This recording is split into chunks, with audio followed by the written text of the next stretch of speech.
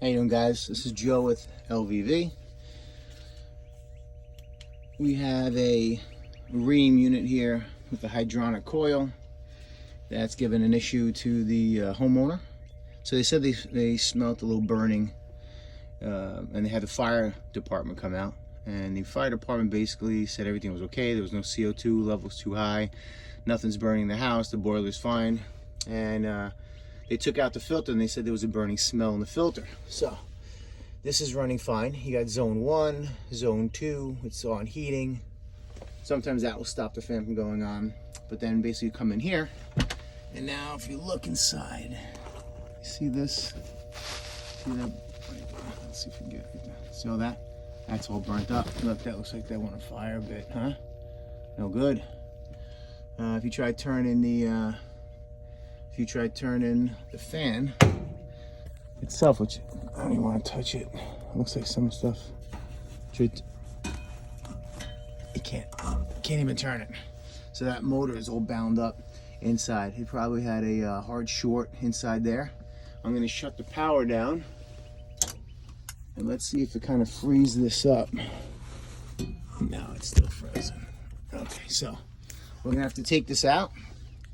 All you do is you're going to take out some of those screws over here, and this just slides in down there. Pull the whole thing out, change out the motor, probably the wheel with it, and get this thing back up and running, because these pipes are hot right here. Okay, these are nice and hot to the touch. We put this in maybe not even a month and a half ago, because they had a clicks on. Basically when the pipe gets hot, it just closes the circuit. This one here is much more reliable and much better of a system. And you can adjust the temperature, so anywhere from 140 to 160 or whatever, depending on what type of heat you want. So that's what I'm going to do. I'm going to take this out, try to get the wheel off. We get the wheel off, we can save them some money, because these wheels are like 60, 70, 80 bucks, which is crazy, and go from there. But we'll see if it's in good shape, because this thing went on fire back over here. All right, and we'll get you some more video.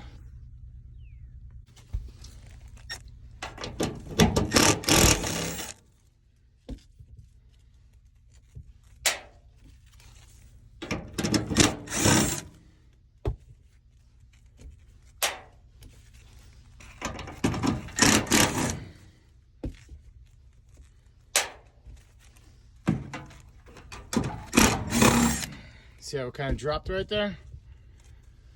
Those are the screws that kind of hold it in, and it slides in on those tracks. Now, I wish I had 3 arms so I'd be able to film everything, but I'm going to basically take some of the, I'm going to undo the electric from the power over here so we can pull this whole system out, and then we will give you a better view of this burnt up fan. All right, guys, so I took off the board assembly right here, all right, and then just what I normally do is I cut these wires here to know exactly where they go back, okay, here and here, right here and here. So they're cut off of here so I can take the fan out. But when you have multiple wires, I know where the black and white go, but if you got multiple wires and you're just replacing the whole thing, just cut them where you are so that you know exactly where the other ones, as long as it's a direct replacement, you can just put it right back exactly how it is, so there's no mess-ups at all. Okay, so we're going to take this out now, and then I'll show you the actual motor. All right, so here we go. See, it's all charred up. It's all burnt up. Wires are burnt up here. Let's see if the data plate, everything's burnt. All right, even part of the frame is burnt here. So, and like I said, this doesn't move. See? There you go. So these windings are probably all, the bearings are probably seized up. That could have made the motor overheat, and then it's supposed to be thermally protected, but maybe that wasn't working too well, and then it overheated, overamped, and then went on fire. Or you have just a short in those windings right down there, and that could have done it too. So this is under warranty, so we're going to get them a new fan, a new, if I get the blow wheel, we'll keep the blow wheel here, and a new cap. But that board seems to be totally fine. So this wheel doesn't want to budge, so we're going to put some WD-40 on it, all right, or blaster on it, and then we're going to try to sand it down a bit, maybe get some of the the little pieces of rust to free up, and we could not have to cut this whole thing out. Because when you can't get the wheel off the shaft, it's annoying. You gotta get in there and cut everything off, and then get a whole new everything. So we're gonna try to minimize this and just get that wheel off and change out that that fan motor and capacitor. And so unfortunately, this motor and this wheel are married together. We're gonna have to cut through here so we can get in there and cut the shaft, pull the motor out, then pull this wheel out, and then go back and get some replacement parts. Unfortunately, I would have loved for this to break free of the motor, because then it's just slide the motor out, slide the new one in, you're good. But now we got to break this apart, unscrew all over here to put the new wheel in. Just makes the job a lot harder. All right, guys, so we're gonna have to cut this out.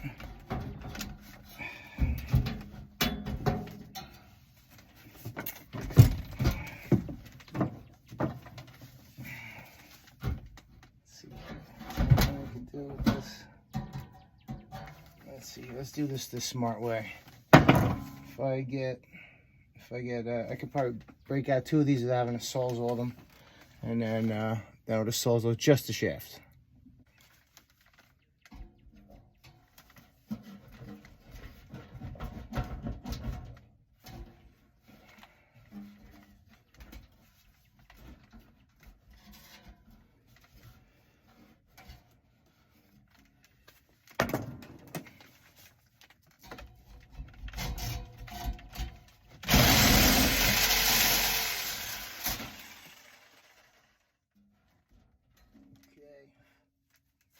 Let's see what we got here. Okay, we get right in here now. We got a little more to do.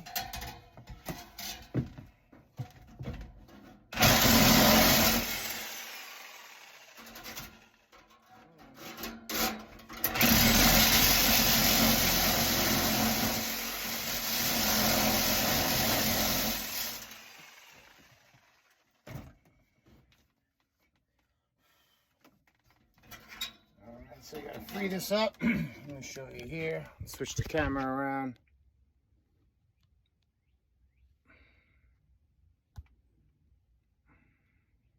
There you go.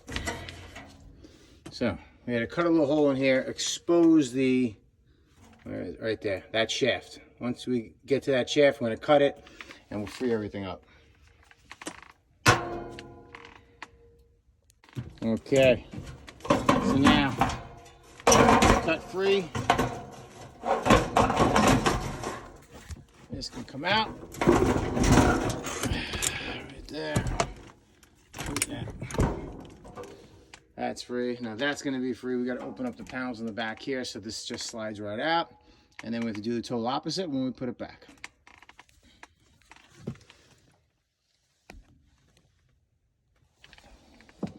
All right, so we're going to go to the Rheem manufacturer, the distributor by us in Long Island, and we're gonna swap out some parts.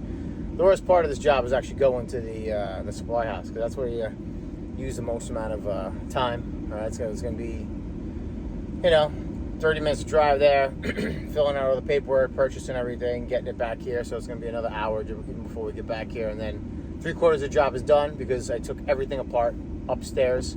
And now what we have to do is just reassemble, which reassemble is not going to take long. So we'll be done with this job in about, under 2 hours. And then we have to get to the next job. All right, so off to Rheem. All right, guys, so we have our fan motor here. We have our blower wheel. And we have our capacitor.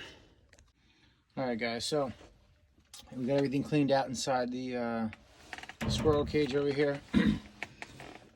See these little spots here? That's where the motor gets mounted down to. All right, so we're going to slide this in. All right, the knuckle went down. Okay. However, this is a direct replacement, but you want to make sure that this catches the air, these cups like this here, and they push in this direction, and it goes through. Okay.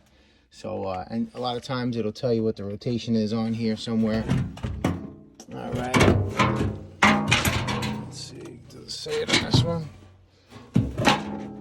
Probably not, but sometimes you get a little arrow on it. I know how it did go. Okay, so this is gonna go right inside here first. Alright, just like so. This motor here, which now the brackets are on, is gonna go right inside. Just like so there. Alright, just like that. And we're gonna tighten it all down. What I like to do is I like to put these in loosely first. This thing moves around a bit. Sometimes you have to move with your hand to get the it in. And then after you get them all in, okay, right there. There you go. Once you get them all in, that's when you start tightening it all down. You're not going to just start cranking them all down. Get them all in first, then crank them down. I always go like a star, just like when you're putting on a tire. All right, guys, so we got this more or less right in the middle. The spin's free. The air's coming right up at us. Okay. And you can see it over here. Not hitting the edge or anything like that. I left it a little higher, deeper in, downward, just because this is upside down. So if it ever, these motors, sometimes the shaft drops a hair. You don't want it to be scraping up against the side over here. So sometimes I'll hug this side a little bit, not much more. All right, so now we're just gonna slide this in, get it back to wired up and ready to go. All right, guys, so we got the new cap, the new motor, everything wired back in, everything zip tied down over here. Make sure everything's tucked away nice and nice. There you go. Ground is back on, powers are tied in, and we're gonna start this thing up. All right, guys, so unit's up and running, everything's tied back. Got boiler, we have a hydronic system here, so once these get hot right here, which they are, and they get to about 140 degrees, I think that's, make sure you can see it. Then the fan can start. So that fan motor, change your passive fan, water's okay, everything's gonna get out. See you next time.